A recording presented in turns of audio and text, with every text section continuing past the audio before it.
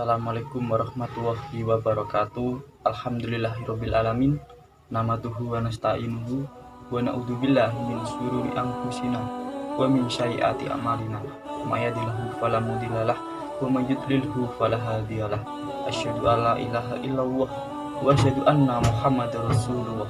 Allahumma sholli ala sayyidina Muhammad wa ala ali sayyidina Muhammad. Amma ba'du.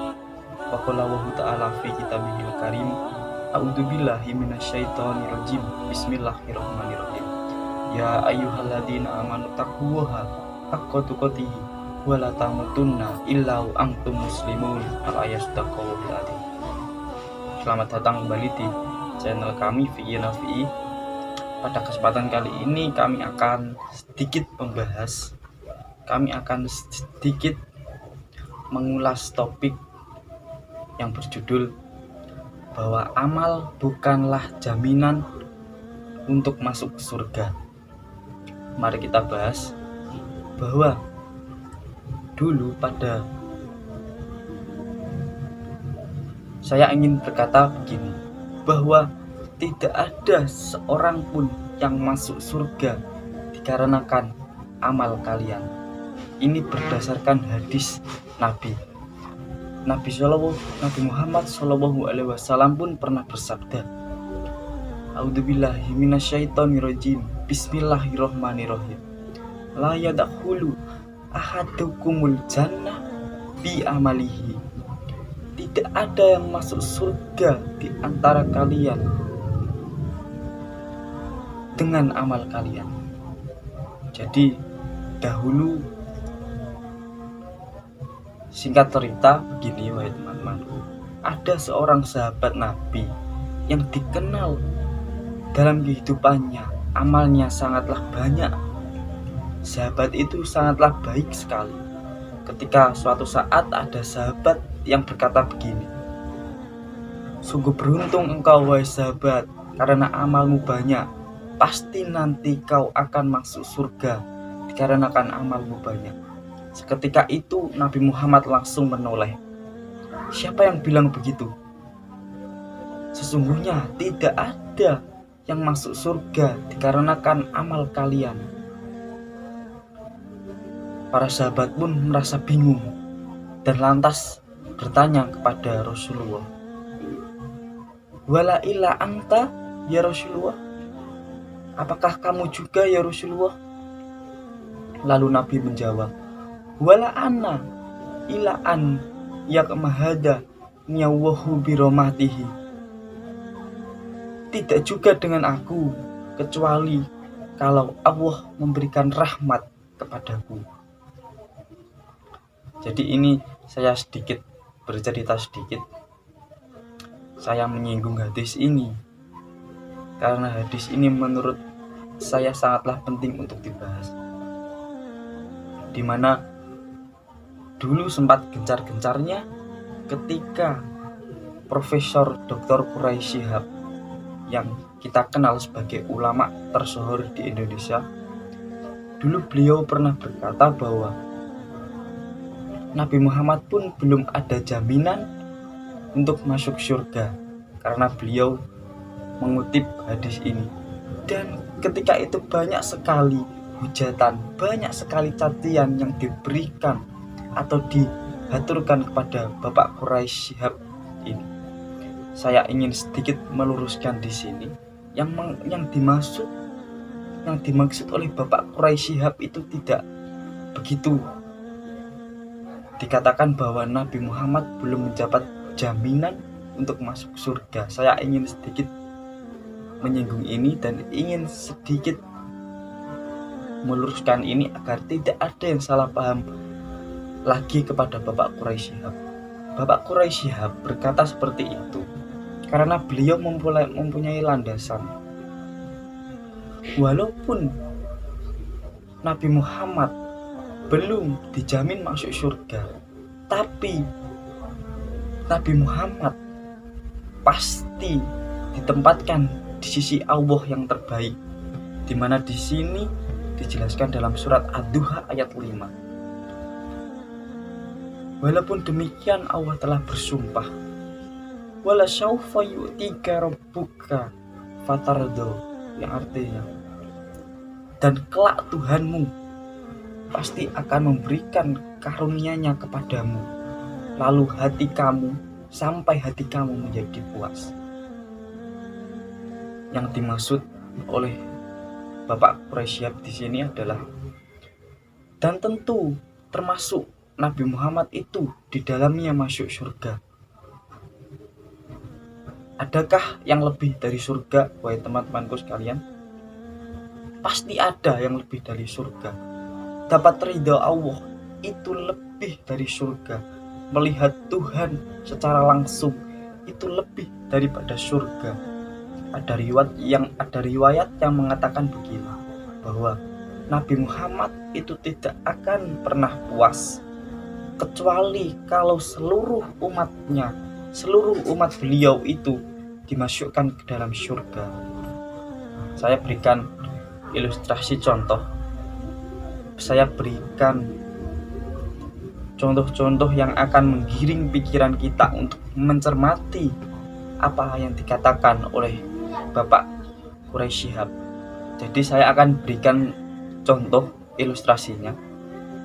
Apa yang dimaksud dengan Bapak Quraisy Shihab tadi, saya akan memberikan contoh yang lebih bisa dipahami secara logika. Saya ingin bercerita, dalam ajaran kitab tasawuf, dulu ada orang yang dalam kehidupannya tidak pernah melakukan maksiat selama 80 tahun di masa hidupnya. Perlu kita garis bawahi, ada orang dalam masa hidupnya tidak pernah melakukan maksiat selama 80 tahun lamanya. Ketika itu Allah ingin memasukkan surga si ahli ibadah itu. Lalu ahli ibadah itu ditanya, wahai hambaku, kamu ini masuk surga, ingin masuk surga karena apa? Lalu si ahli ibadah itu menjawab, wahai Tuhanku, aku ingin masuk surga karena amalku, dan karena aku tidak pernah maksiat dalam kehidupanku, dan aku selalu taat kepadamu selama 80 tahun.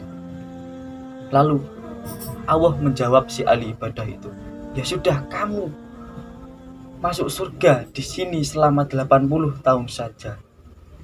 Kamu akan masuk surga di sini selama 80 tahun sesuai dengan kehidupanmu di alam dunia itu.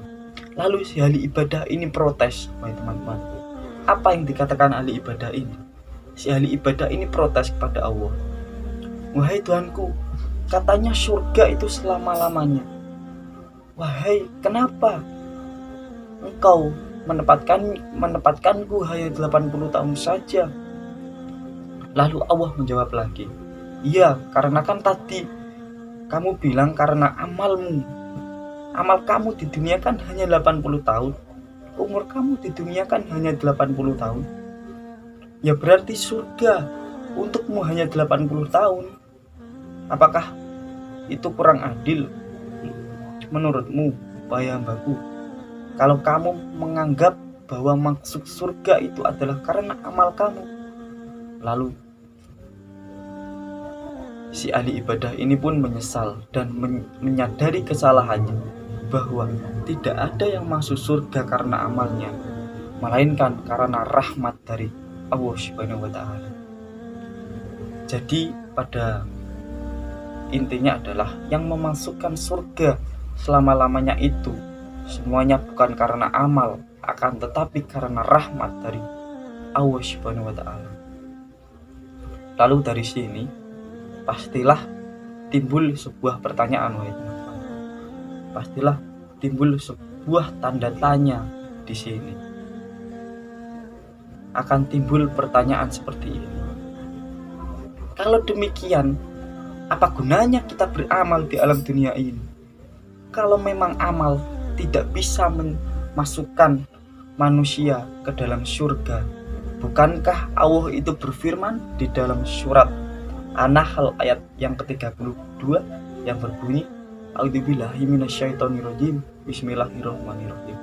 Udkhulul jannata bima kuntum ta'malun, yang artinya masuklah ke dalam surga disebabkan karena amal kamu? Pastilah timbul pertanyaan seperti ini. Baik, akan saya ilustrasikan biar lebih paham. Dahulu ada kisah, wahai teman-teman, dari Imam Ghazali, imam yang terkenal pintar dalam segi fikihnya. Pernah ada yang mimpi, orang yang mimpi itu bertanya kepada Imam Ghazali, "Wahai Imam Ghazali, bagaimana keadaanmu, wahai Imam Ghazali?"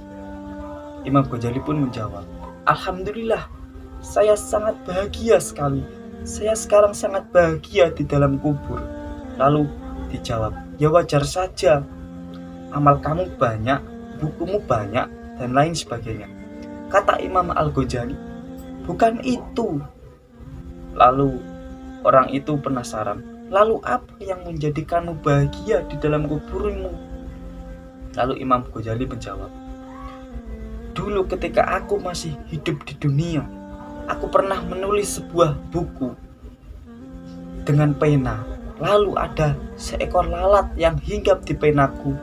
Lalu aku membiarkan pena itu hinggap sampai lalat itu merasa puas. Ketika itulah Allah merahmatiku." Jadi dari kisah tadi kita bisa kaitkan, wahai teman-temanku, dari kisah Imam Al-Ghazali tadi yang dengan membiarkan lalat hinggap di pulpennya, hinggap di penanya saja, beliau mendapat rahmat dari Allah. Kalau kita kaitkan dengan hadis-hadis, akan kita temukan dalam hadis Bukhari nomor 3321 dan hadis Muslim nomor 2245. Singkat cerita, dalam hadis ini dikisahkan bahwa dahulu di mana ada seorang wanita pezina, di mana dalam kehidupan sehari-harinya dia ini menjadi seorang wanita pelacur. Pekerjaannya adalah seorang pezina, di mana wanita ini diampuni oleh Allah. Ketika itu, singkat cerita, wanita ini melewati seekor sumur, di mana saat itu ada seekor anjing yang menjulurkan lidahnya di sebelah sumur. Si wanita itu merasa iba ketika melihat anjing itu. Wanita pelacur itu merasa kasihan ketika melihat anjing kehausan. Lalu akhirnya si wanita pelacur ini merasa kasihan, lalu melepas sepatunya dan dengan penutup kepalanya, lalu dia mengambilkan air untuk anjing tersebut dan memberi anjing itu minum hingga wanita itu meninggal dunia. Lalu ketika itu Allah merahmatinya dan mengampuni dosa-dosanya. Jadi bukan karena amal, wahai saudaraku, wahai teman-temanku, untuk memasukkan kita ke dalam surganya Allah Subhanahu wa Ta'ala. Perlu saya tekankan, kalau amal Anda jadikan sebab bahwa Anda wajar masuk surga, maka yang diberikan Allah kepada Anda, yang diberikan Allah kepada tubuh Anda, yang diberikan Allah dalam hidup Anda, itu tidak akan pernah cukup untuk membalas jasa Allah tersebut dengan seluruh apa yang Anda miliki, termasuk hidup Anda sendiri. Jadi, apa gunanya amal kalau begitu? Amal itu buat kita, wahai teman-teman. Amal itu buat kita sendiri yang telah kita nikmati dampaknya ketika kita hidup di dalam dunia ini. Jadi surga atau neraka itu hak prerogatif dari Allah. Kita sebagai manusia tidak berhak untuk menentukan mana manusia yang akan masuk surga dan mana manusia yang akan masuk neraka. Itu adalah mutlak hak prerogatif Allah dan Allah yang akan menentukannya. Jadi kita tidak mempunyai hak sama sekali untuk menentukan tentang hal tersebut. Sekarang mari kita lihat pendapat dari Ibnu Katsir, di mana Ibnu Katsir ini adalah salah satu tokoh yang dijunjung di Mesir sana. Beliau adalah ahli tafsir Al-Quran. Mari kita lihat pendapatnya. Ibnu Katsir pernah berkata bahwa dalam Al-Quran itu menjelaskan bahwa kami wariskan kepadamu surga Firdaus, di mana ayatnya berbunyi seperti ini, alladzina yarissunal firdaus, yang artinya mereka itulah yang mewarisi surga Firdaus. Kalau kita perhatikan katanya, apa makna mewarisi, wahai teman-temanku? Apa makna kata dari mewarisi? Satu contoh, Anda boleh punya usaha, Anda boleh berusaha untuk menerima warisan. Bisa untuk berusaha. Begitupun Anda berusaha mau menerima warisan itu, akan tetapi malah Anda tidak mendapatkan warisan itu. Kan berarti di sini anugerah Tuhan yang membagikannya untuk hamba-hambanya. Jadi bukan karena amal. Kalau kita mengatakan bahwa karena amal itu menjadikan kita masuk surga. Lalu di sini kalau kita membahas lebih dalam, banyak orang yang keliru dalam mengartikan surat. Di mana dalam surat An-Nahl yang saya baca tadi ayat ke-32, udkhulul jannah bima kuntum ta'malun, di mana banyak orang mengartikan kata bima yang atas dasar huruf ba itu diartikan disebabkan. Sedangkan dalam bahasa Arab, ba itu memiliki 14 makna. Seperti halnya wawu. Kita kalau mengartikan wawu dalam bahasa Arab, pastilah selalu kita artikan dan. Padahal wawu itu memiliki makna yang sangat banyak. Seperti halnya ba tadi. Ba bisa berarti disebabkan, ba bisa berarti diganti, bisa berarti juga sumpah, bisa berarti huruf yang menghubungkan. Jadi ba di sini adalah bermacam-macam maknanya. Kenapa Anda mau katakan bahwa masuk surga itu disebabkan oleh amal? Jadi bagaimana Anda ingin mengatakan itu? Lebih baik kita berkata seperti ini. Ini baru penjelasan dari para ulama, wahai teman-temanku, terkait tadi yang kita bahas. Memang amal itu perlu dilakukan, wahai teman-teman. Amal itu perlu kita kerjakan. Tetapi amal itulah yang mengundang rahmatnya Allah Subhanahu wa Ta'ala. Perlu kita garis bawahi. Memang amal itu perlu kita kerjakan, akan tetapi amal itulah yang mengundang rahmat Allah Subhanahu wa Ta'ala, yang mengundang hidayah dan mengundang pertolongan Allah Subhanahu wa Ta'ala. Jadi orang masuk surga dulu karena rahmatnya, lalu tempat Anda nanti di surga ditentukan oleh amal Anda. Mulai dari Anda berada di tingkat 1 sampai ke tingkat yang paling tinggi, dan di tingkat sederhana ke tingkat yang paling mewah. Tapi itu bukan tiket dari Allah, wahai teman-temanku. Itu kata dari para ulama, supaya kita jangan ada yang berbangga diri bahwasanya saya sudah beramal pasti akan masuk surga. Bisa jadi amal kecil yang Anda kerjakan, yang Anda lakukan, kalau itu disertai dengan ketulusan, disertai dengan keikhlasan, itulah yang menjadikan Allah memberikan rahmat pada Anda, dan dengan rahmatnya kita bisa masuk ke surganya. Jadi intinya di sini, jangan kita lantas berbangga diri karena kita telah melakukan sholat, kita telah melakukan zakat, kita telah melakukan puasa, kita telah melakukan haji dan ibadah-ibadah lainnya, lalu kita yakin bahwa nanti kita akan masuk surga. Jangan ada yang berpikiran seperti itu, karena itu bisa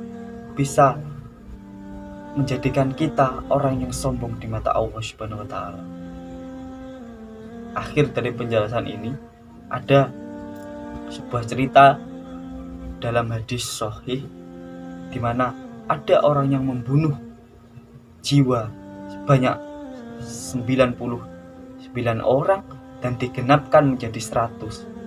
Akan tetapi ketika dia berniat ingin taubat dan orang ini meninggal di perbatasan wilayah yang ingin dia tobati dan berbatasan dengan wilayah di mana ia tinggal semula, pada saat itulah Allah memberikan rahmatnya kepada orang yang mau bertobat itu dan mati dalam keadaan ingin atau berniat ingin taubat. Jadi dari penjelasan tadi kita bisa banyak belajar hal bahwa rahmat Allah lah yang menjadikan kita masuk surga untuk selama-lamanya. Jadi jangan pernah berpikiran kalau dengan amal kita bisa masuk surga dan bisa bertempat tinggal di dalamnya selama-lamanya. Dan jangan pernah berpikir kalau kejelekan kita, keburukan kita, atau keburukan orang lain itu pasti akan memasukkan dia ke dalam neraka. Karena akhir dari kehidupan seseorang itu ditentukan oleh Allah Subhanahu wa taala, dan nasib orang itu ketika di hari akhirat kelak juga Allah yang menentukan. Jadi hak surga dan neraka adalah hak prerogatif Allah. Kita sebagai manusia hanya bisa berusaha dan hanya bisa mencari rahmat dari Allah Subhanahu wa taala.